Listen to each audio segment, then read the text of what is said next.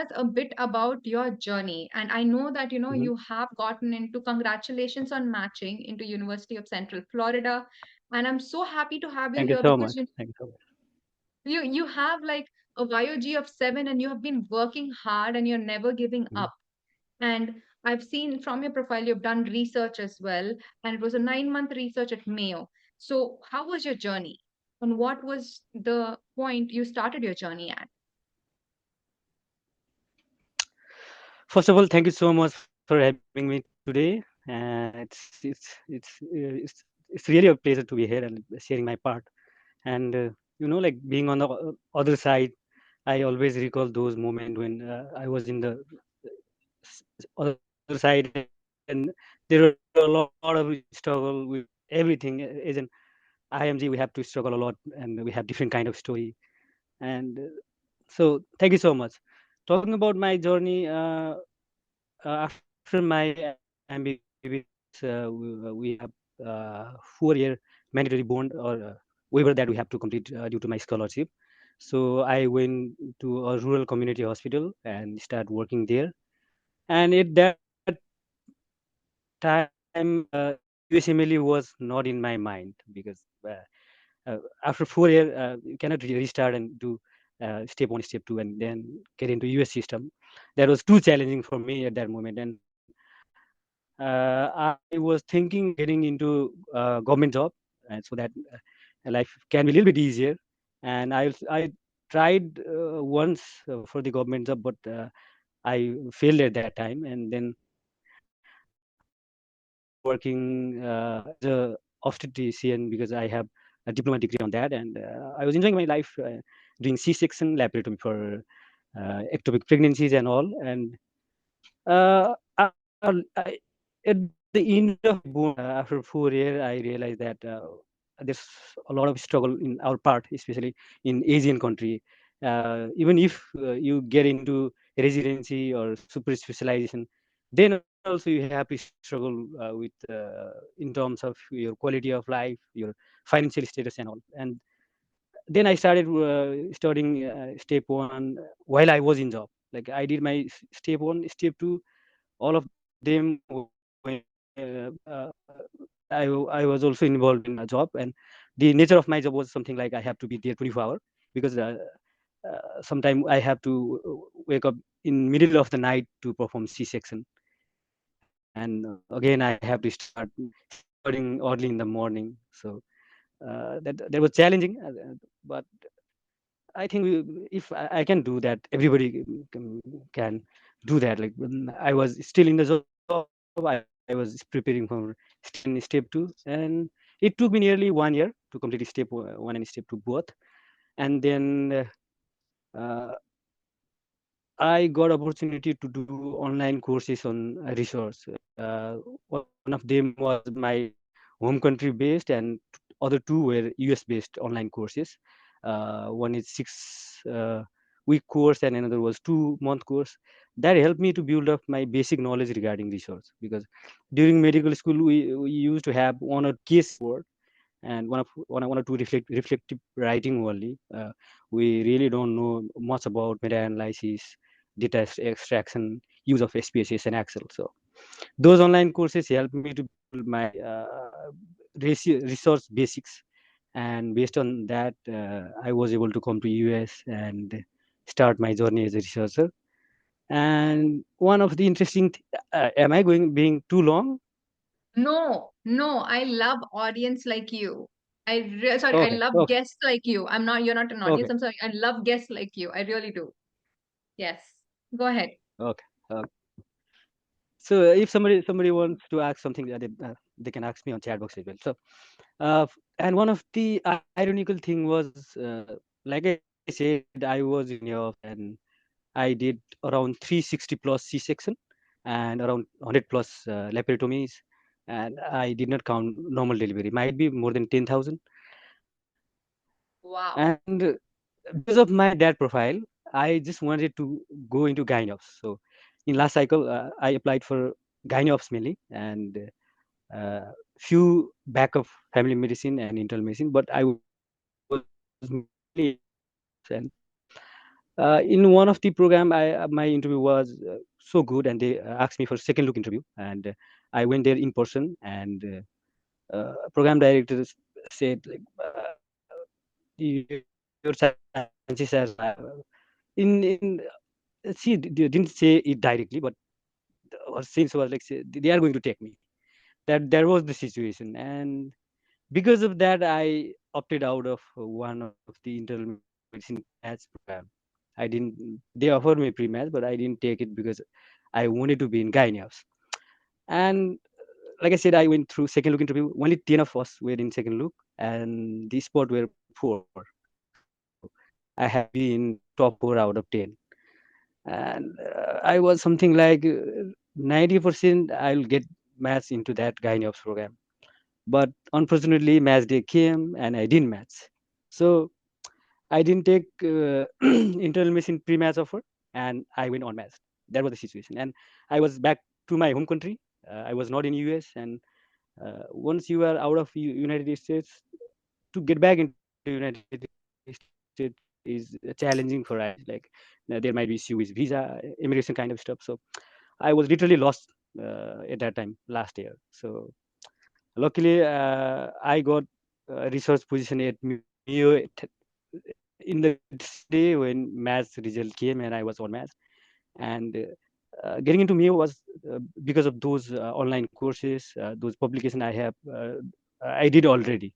So for so many people reach out to me in LinkedIn, in Twitter, and ask me for the research position and how you can get those positions. Like so, my suggestion would be just work on your recommendation work. I don't mean to say recommendation does not work at all, but if have to recommend someone, that person should have at least basic knowledge of research, some publication, some knowledge on data analysis, and some knowledge on how to handle software like SPSS, R, and yeah, Excel. So if somebody is so naive that he has no idea about research, how can I recommend him?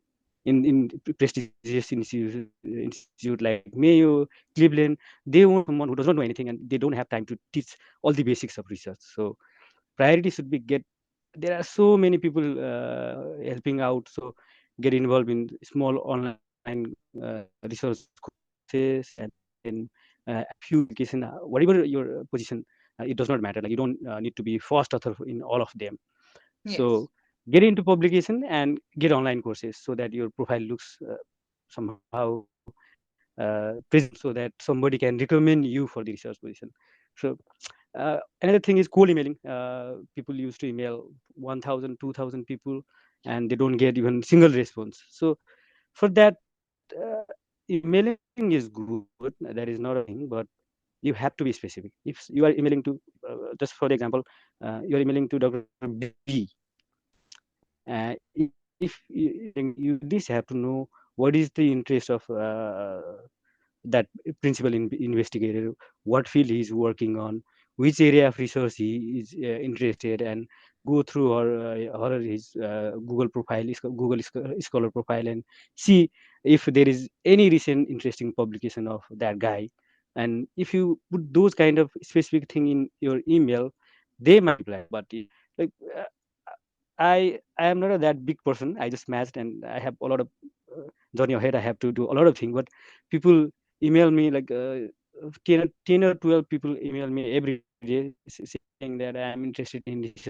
Sir, can you help me? So like I already said, if you want to get into something, or you have to sell yourself. Yes. There are Yes. people to help you, but you have to sell yourself here. So that is the key.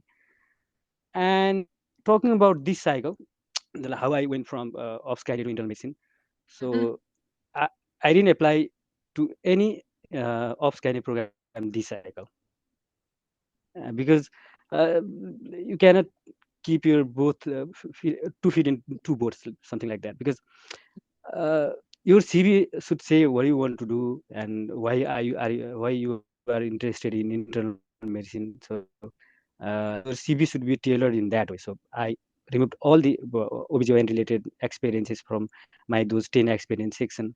I mentioned a little bit about my off-scanner journey in my PS, and even on that, I connected it with internal medicine, and I said something like, in our area, we have to work as a primary care physician. We have to handle pediatrics, we have to handle gynae ops, we have to go to emergency, to handle ICU.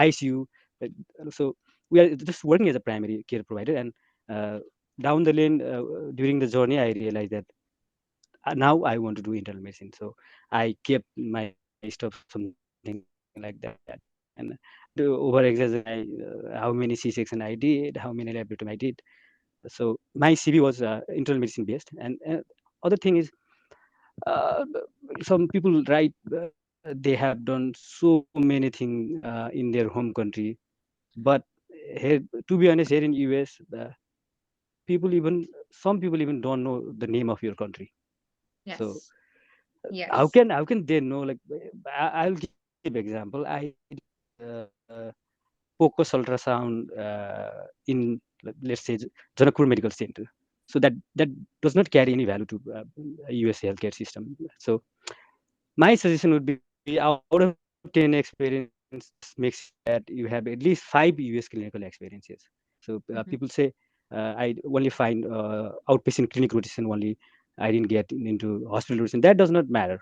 But what matter is, if you have diversity in your US clinical rotation, that is wonderful. Like outpatient, ICU, inpatient, all of them. If you find Mhm. those type of diversity in your CV, that would be wonderful. But if you only find outpatient clinic rotation, that is okay, because people will think this guy is dedicated enough.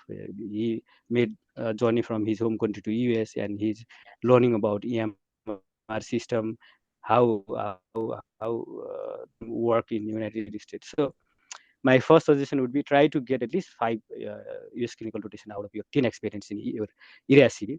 Like I have 8 out of 10 from United State itself. I have one experience from my home country, and other was like, I used to play drum during my medical school, so I kept that on my hobby section, and we did some voluntarily work in base camp of Mount Everest in my country. So I related it Wow. to that, and we collected some fund, and we used it for the treatment of homeless child. So Wow.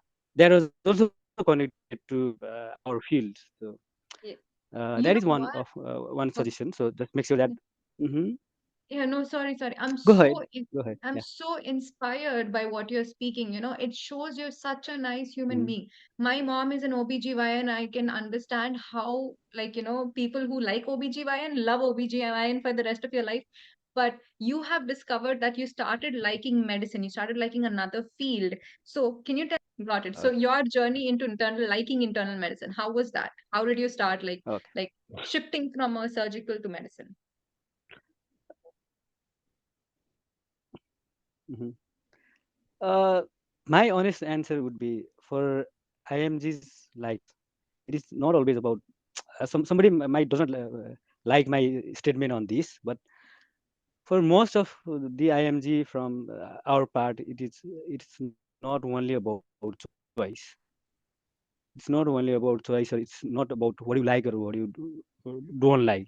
Most of the time, it's about getting into United States health system or getting into residency. So sometimes you have to go against your passion or you go against your will. I still have like surgical hand. I usually love my hand stained with, like, globes stained with blood, and I I, I was so into sometimes we used to keep like timekeeper. Let's see how fast we can get this C-section done, and I have record of 10 minutes. So we No. we used to enjoy those moments. Wow. Wow. So we, 10 we we used to enjoy minutes? a lot in our yeah. So Very that impressive.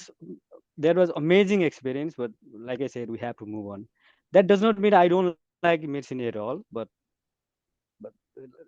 like I said, Something. I still love surgery, and I know that to get into surgery in United healthcare system, it is not that easy, and My scores were my publication was application I had publication already. So I I try to get like what are my chances to get into surgical field. So I spend one cycle for that, and I get to know that it's too difficult to get into surgical field. So I have to switch. So uh, in summary, it's always not about your choice. It's not about following a patient. It's something about like getting into the system and just to sustain in a medical care system. I would say that. Awesome answer. Awesome answer. So this time in internal medicine, I think it was meant for you because you got 17 interviews, even though you Mhm. had a 7-year YOG. What do you think was different from last year? Did you apply more broadly, or what were the things that was different? F- like you said, my red flag was my year of graduation. Like I have 7 year of graduation. That means I thought I would be filtered out in most of the program. The ironical thing, like I had 7 year of gap, but I was constantly working as a medical officer for 2 years. Then I had my diploma degree on gynae ops, so I was working as a obstetrician for next 2 years, and then I came to United States, and while preparing for step 3, I did a lot of rotation in between, so I don't have gap at that time as well. And last cycle I went back to my home country, and then again I joined a organization called Nick Simon Institute and started working as obstetrician again. And I worked for 6 months, and I had around 20, 25, 23 C-section. In that as well, then I got my visa for this research position, and I came back to Mayo and I started working as a research scholar. That means I don't have even 1 month gap between those 7 years. Uh, uh, your CV should strong enough to get into such kind of situation, I guess. Like my PI, the ICU consultant that I work with, always used to say that your CV is so strong enough. Sometimes if you cannot perform well in interview, people might think like this guy is not at the level what he has written in paper. So just make sure that you do well enough in the interviews. You always used to say that.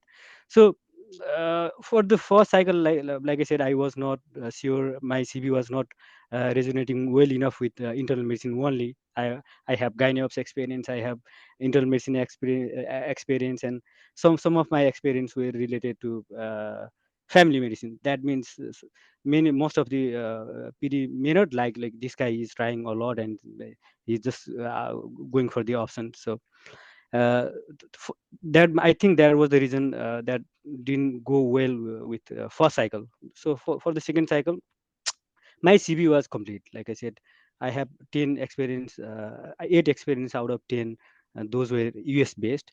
In that, I have ICU experience from Mayo, cardiovascular and MICU, both ICU experience at Mayo, like at institution like Mayo, people will like. At least they will look at your CV and say like he has experience at institution like Mayo in the ICU. So I have ICU experience from Mayo. I have inpatient experience from North Shore University Hospital in Chicago.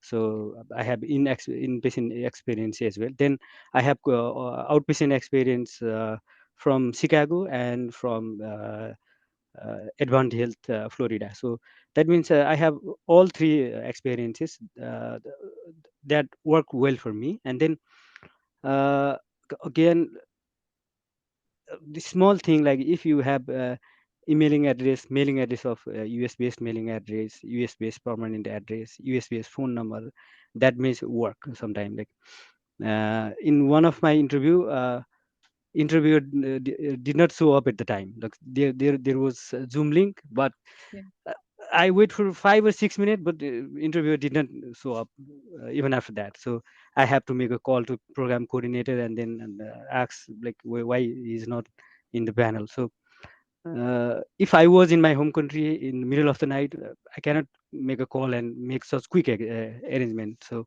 my point is, being in United States is crucial nowadays. You have to be in United States to get matched in most of the time. If you have like Arab graduation one or two, you have scored more than 250 or 60, you have 20 publication, Mm. and 5 or 6 United States clinical experience, then you can go back to your home country and apply from there. But if you have red flags like mine, you have to be in United States to get matched. That is the second thing.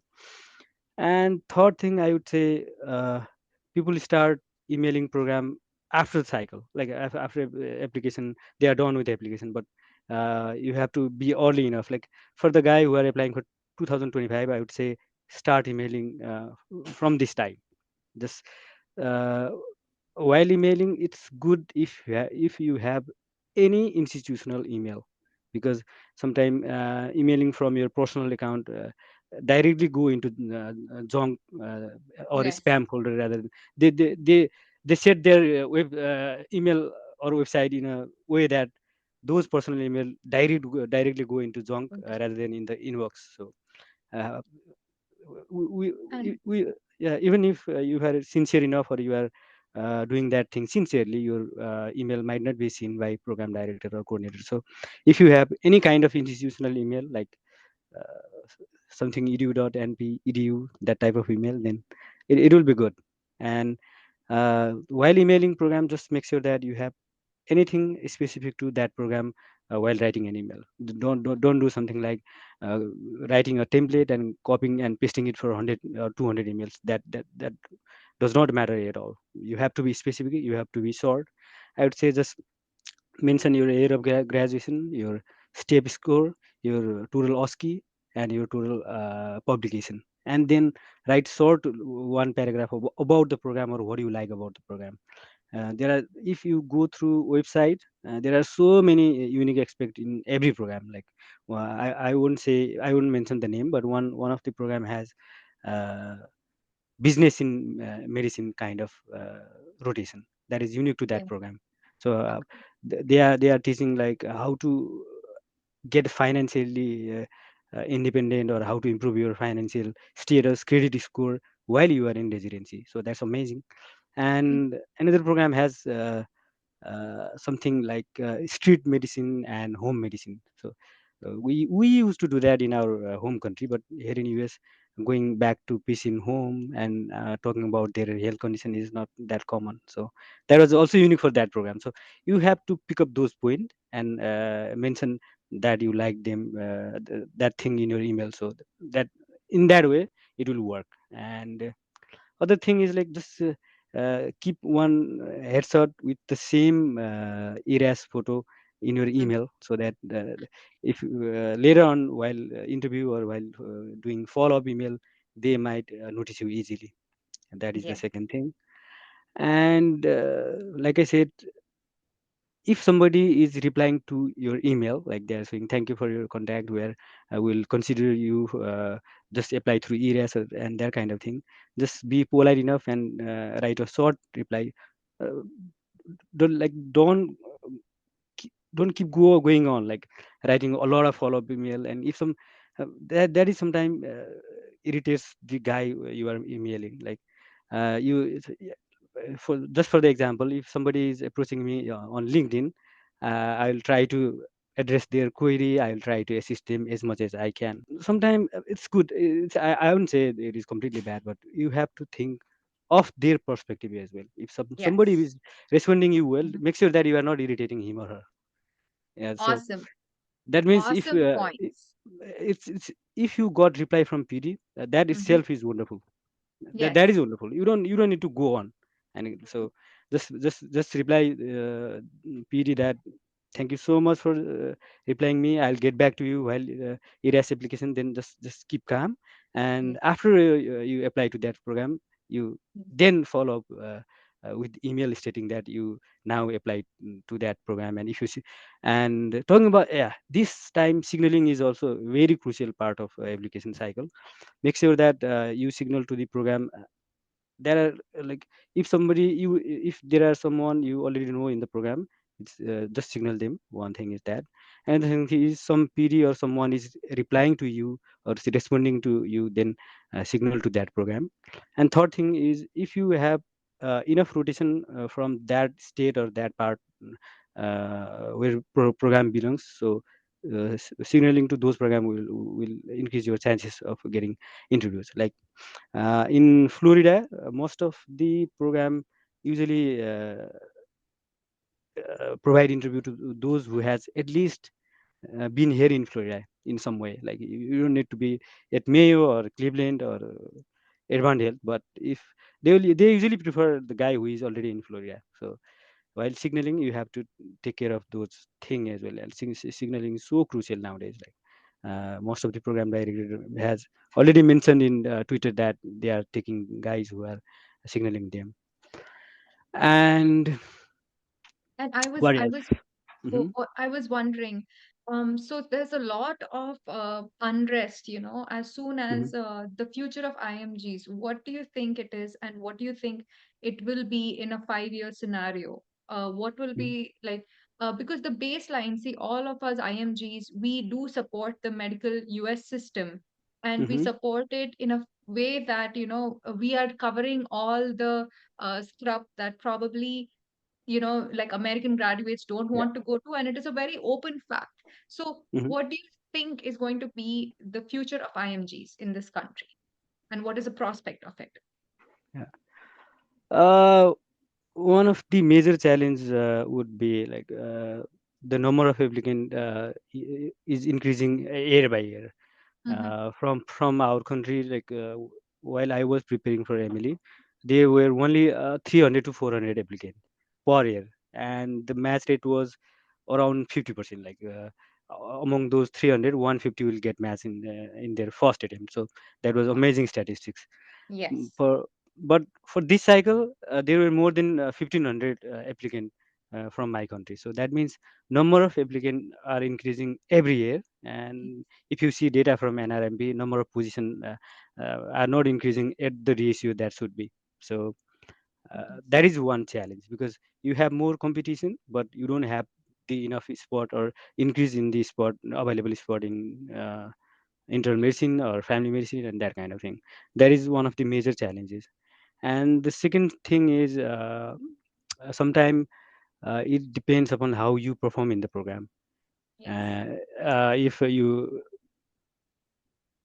you are not performing well in program, uh, even with the strong recommendation, they won't take someone from your side for next 2 or 3 cycle. So that also matter how we IMG, how we guys perform in our program as well. And third thing is financial burden. Like I mentioned earlier, it's almost impossible to get matched without United States clinical experiences. Almost 99% impossible that you will get matched staying at your home country. That is the fact. So too much for IMGs like us. Like I said, I worked for more than 5 years in my home country, and I did have my saving. So if I was still unable to match this cycle, I don't have anything at all. I was literally at zero. The good thing is I did all of my expenses by myself. I Mm. didn't ask to my family. And then So during this process, you must have had times where you felt like, oh, what is this? I want to give up. Have you ever felt like that? And like as an IMG, because there's a lot of like, chances where you Mhm. feel like, oh, very low. So have Yeah, you had any of those experiences? many of them. I would say many of them, and I would say most of the time. That is the reality. And sometimes discipline work much better than the motivation, because you cannot you cannot keep your motivation uh, for like second cycle in United States, paying yourself, being in unpaid job. Like at me, I do have a lot of uh, good amount of experience and exposure, and I'm very thankful to them. But still, I was in unpaid position. I have to take care of my rent, my groceries, and my travel experience expenses on my own. So that means I have so many lows, and I have so many moments that I felt this is too much, I can do that. So as like I would say, just be yourself. Just keep on going. Just make sure that you do the thing in correct way in 24 hour. Next day is another day. You might have different story for the next day. Don't think much about the past. That is already gone. So just plan for your 24 hours. Just stay calm. Wake up early, do some exercise, and keep on working. That's it. You cannot get, uh, be motivated for quite quite a long time if you don't get that kind of success. So for me, Yeah, discipline is more important than motivation. And that the, is my, so my true. my my apartment was around 30 minutes away from Mayo, Okay. and we usually walk from our apartment to Mayo. We don't use Uber, or we don't use bicycle or anything like that. Wow. It makes like being close to nature. Like your day will in the morning, your mindset will be in a right position so that you can start your day in a right way. Yes, and with mental health being such a big issue among like us IMGs, and Mm-hmm. you put out wonderful points where you were like you told them also what to do, how to do it, and how you did it to stay Mm-hmm. like motivated to stay on top. So so my next question would be, after having like such a long journey, and you're very fulfilled and you're very happy with your University of Central Florida, which is a very big thing, to be honest. Uh, the one thing, somebody may like it, or somebody may completely dislike it. I think I'm too direct, and I would say whatever I'm thinking. I will not make up the things, or I will not exaggerate the thing. Like you asked uh, about motivation, I said I have so many moments that I felt I cannot do it. So uh, uh, I this it's something like getting motivated or being happy all the time uh, may not resonate well with your goal. You have to do it. You have to go through it. You have to do so many things that might help you during the day. Don't waste your time on whether I'm happy or not, whether I'm motivated or not. That that does not work well. Like it will just, I think, waste of time. That that is my is point. And talking about mental health and mental well-being, that matters a lot. If you cannot uh, get into depression and get mad, that won't happen. So mm, just take care of your mental health in the way that just go for the gym, go out in the nature, and just talk to your family, just share your feeling. Just don't get into chronic stress. That is the thing. But like I said already, self-discipline works way better than the motivation kind of thing. That is one thing. And another thing is, while I was applying for this cycle, th- I was just thinking something like, I may not get even a single interview. That was my mindset. I'll be honest, because like I said, I switched from OBGYN to medicine. Then I have 7 years of gap, and my score were like decent enough, but not that like very high. I didn't have very high score at that time. So I was thinking if whether I will get the number of interviews that I got last cycle or not.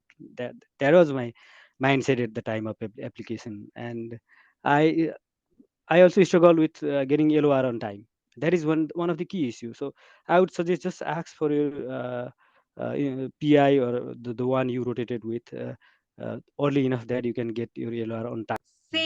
same, Dr. Anil, like same. I think the LOR that didn't upload for me, it was because of the eras. I had a problem in Hmm. uploading like my LOR, and it was my home country LOR, which was like every other LOR was on time. I was like that one professor's LOR that I wanted, because he like we, as a resident also I interacted a lot with him. That wasn't uploaded. I couldn't upload that LOR. So no Hmm. matter what you do, how much ever hard work you put, at last there are some things that are out of your control, and you should understand that they're out of your Yeah. control and they're going to be that way. Yeah. And so then some of the questions we have in the thing is that they want to know more about, other than fundamentals of research, SPSS, what are the other specific requirements of being a good candidate for applying for a research fellow? Okay.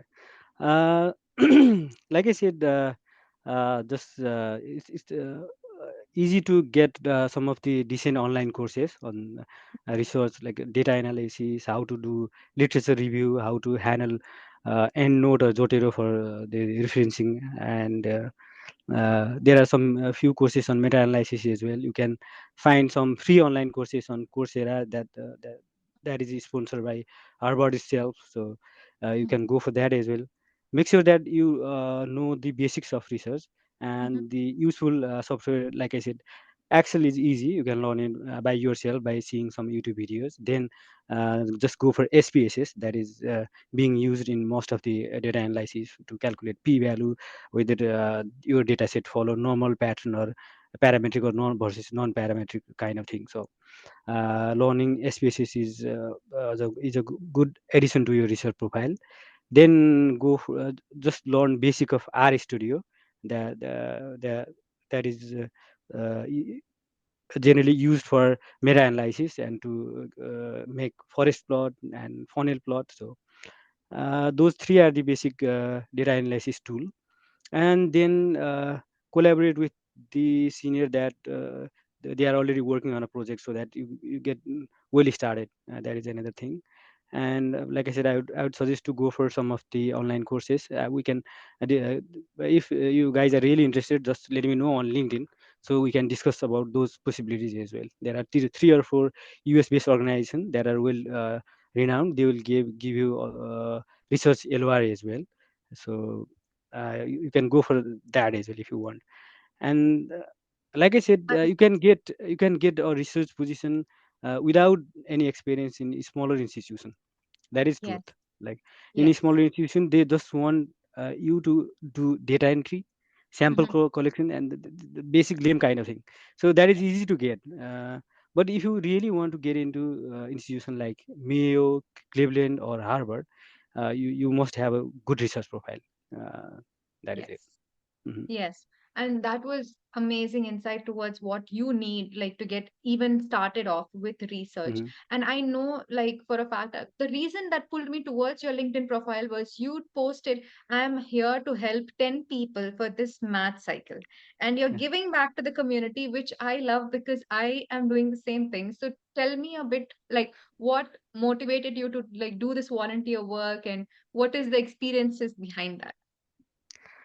Uh, there was my like that thing was in my mind uh, before getting matched. Like I was thinking, if I get matched, I'll really push for some genuine guys, and I'll make sure that they did everything correctly. And sometimes it's very difficult to get a good mentor during your struggle phase. Like for the first cycle, it's something like you have so less time frame that you are struggling with getting it done with step 3, Mm-hmm. and you're weighty and you don't have enough time to uh, think about the small thing that will be very useful while preparing for your application and approaching people and all kind of thing. Because during our step 1 step 2 study time, we only get focused into our study part, and we didn't even know how to approach people. And then we get it done with our study part, then we apply, and then we think, oh, there is another big huge story to go through, and there is the process. Studying was so easy than going through this interview and this kind of process. So so I want to I make sure that the guy who really want to work with me, they will get enough time and enough timeline, so that what kind of thing has to be done at a specific point of time. So uh, I won't promise them I can land them interview from my program or program I know. I cannot promise that, but I'll make sure that their CV will attract at least 4 or 5 interview by themselves. this shows how like what kind of a beautiful human being you are, like seriously, like the like you, I know, like you said before also, you come off as harsh or anything. I've never felt that even interacting with you. I know you're a beautiful, beautiful, beautiful human being because you're helping others for free, and I hope the good comes back to you. The next question was, what if there are US electives for MBBS students, what are the cost efficiency? Like where did I was interested in where did you do your research, Dr. Sorry, you did your observer, Dr. Anil? Mhm. Where did you do your Uh, observer? uh, if you know somebody in program, or maybe hospitalist, or even if the resident, chief resident, or the resident from second and third year program might take you as an observer. That is one good thing. So if there are like your relative or the guy from your medical school who is already matched, just approach to them and ask them if their program are taking any observer or not. If some program are really strict on these observership kind of thing, they won't entertain these observership and externship. But most of the program will take somebody if the guy working on that institution recommend, then they will take. So that is an exception. That does not apply for everybody. You cannot just email those program and just say I want to do observership. So just Yes. yeah, just keep in touch with your seniors that are already in residencies. And if hospice or primary care physician, it is wonderful. So you can go and rotate with themselves. uh, so second thing is it is always better to have something rather than nothing. So if Yeah. you don't have that kind of connection, if you don't know anyone in the programs, even in that situation, you can just go for the whatever kind of rotation you get. So just go for that, because it's all about getting one experience in your CV. That's it. So don't think you will learn a lot of US clinical thing in that observership. That does not work like that way. So it's all about having that thing on your CV. Yeah, you can learn how to communicate with patient, how to talk with your fellow colleagues. Like there is also a huge challenge for IMGs like us. Like, still at this point of time, I sometimes feel very uncomfortable talking to the guy who is born and raised in US. Sometimes Yes. older guys Mhm. even does not understand our tone, even Yes. even though you are talking in a slow pattern, or you are trying to do your best. Even in that situation, they don't understand you at all. So that is a Mhm. big hurdle for us. So in observership, don't expect you will learn so many clinical things. Just Mhm. you will be uh, you will be able to get the good communication skill and how the system work, the basics of EMR. So that will be that those things you will learn on the observership. So in summary, first, if you know someone in the program, just approach to them for observership. If you don't know anyone, just there are a few websites, they are helping people to get observership in United States. Just approach to them. If cost is too high, don't go for it. Like if Yes. somebody is charging you more than 1000, that is not worth for a 1 month observership, for sure. Even if, Yes. yeah, even if Yes. it is ICU based or inpatient based, that is Mhm. just a business. So don't go Mhm. beyond. If somebody is charging you more than 1000, just don't go for it. If somebody is charging you reasonable amount from 500 to 1000, I would say just go for it. It's Yes. not about money, it's about having one United States based experience. So I would say go for it. And on this, I rotated in the, like, North Shore University hospitals. That is because uh, one of my senior was rotated there, so he gave me the contact information of professors working on there. So I got those opportunities. That is actually Yeah. very Mm. nice point that you put up, because everybody's worried about LORs, Mhm. and the worthiness of how much the LORs are worth, or how, like, Yeah. good the LORs are. So you told me something that is Yeah. very new. Okay. Let's talk about LOR. On LOR, like I don't know how it works in your part. Like in our country, we even didn't know that LOR should be more than one page to say this is the strong LOR. Like our professor used to say that one page is enough. Just make sure that you got everything on one page, and on that one page, like on top of that, there is a lot of heading and stamping kind of thing. At the end, we Mhm. have to put the name. Uh, Yes. and Mhm. the email address, phone number. So that means our LOR was just two or three paragraph only. And after coming to US, I came to know that, like, LOR should be at least 2 pages to say that this LOR is strong enough. So that was Wow. new thing for me. So if you guys are taking LOR from your home country, just request them, or just do whatever it costs. Just make sure that you have at least 2 page LOR. That is one thing. It's Yeah. it's that is That is nice. That's a good point. That's a good point, Dr. Anil.